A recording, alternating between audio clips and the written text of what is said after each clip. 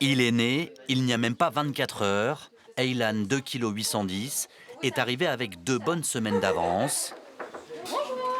Félicitations. Les blouses blanches de la maternité Beaumont, où le nourrisson vient de voir le jour, sont aux petits soins.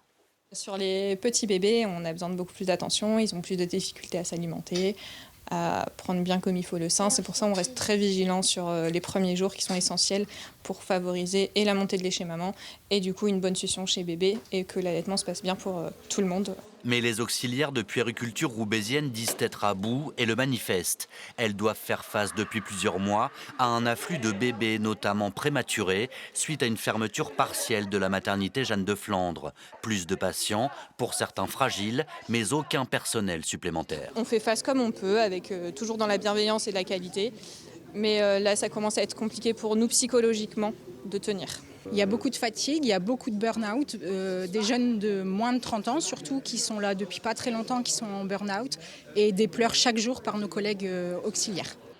On a accompagné ce changement-là en renforçant les effectifs de puéricultrices. La demande aujourd'hui des auxiliaires de puériculture, c'est elle aussi être accompagnée par des effectifs en plus.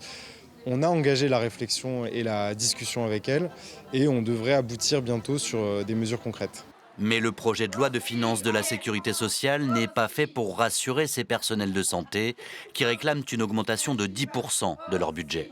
Si ce budget-là passe en 2025, on va continuer à tuer l'hôpital et on va continuer à laisser des patients sur des brancards aux urgences.